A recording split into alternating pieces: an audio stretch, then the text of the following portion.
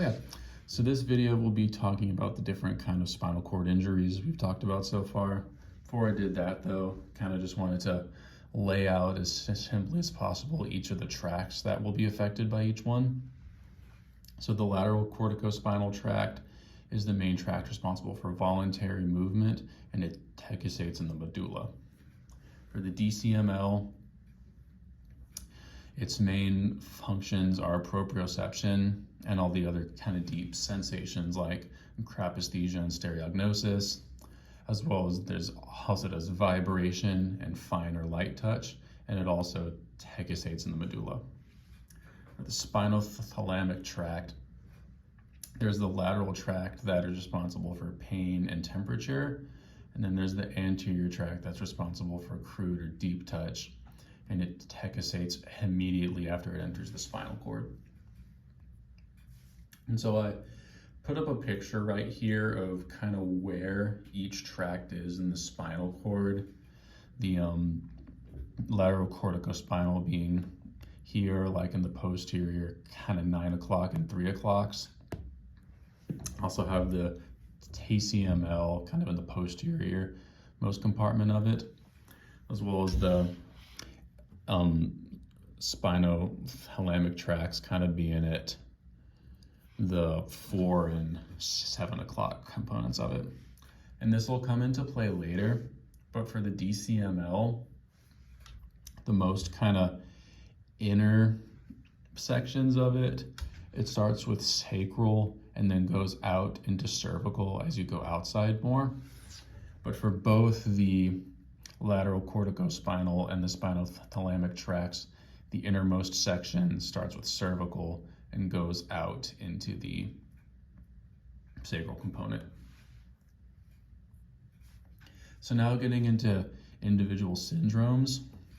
So for Brown-Séquard syndrome, that's the only one we've studied so far where there's a real measurable difference between the right and left sides of the spinal cord. So that's just the one where only either the right or left side of the spinal cord is affected or is where the lesion is. So because of where each tract decussates, the spinothalamic symptoms are going to be contralateral because they've already crossed over.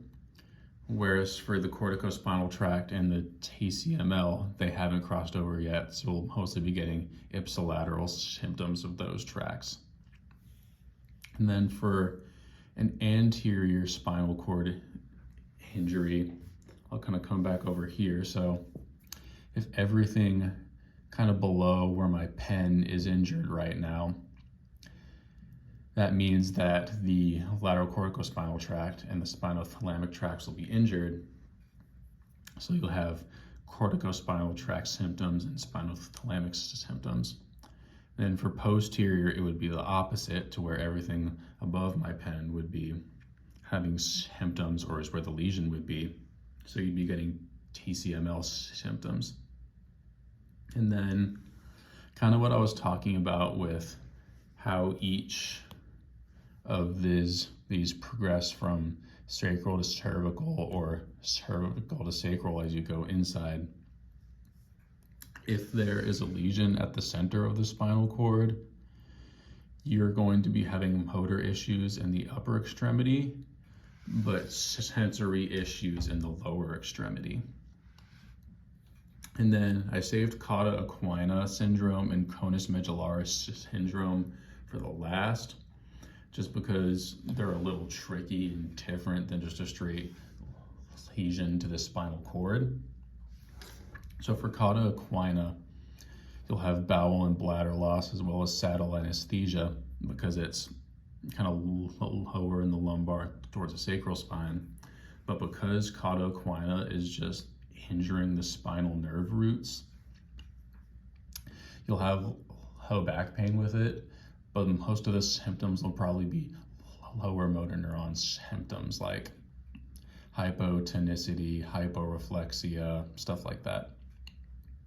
But for conus medullaris, you'll have bowel and bladder loss as well with it. But because the conus medullaris is still a part of the spinal cord, you'll have a mix of upper motor neuron symptoms as well as the lower motor neuron symptoms, and they'll present more bilaterally and symmetrically.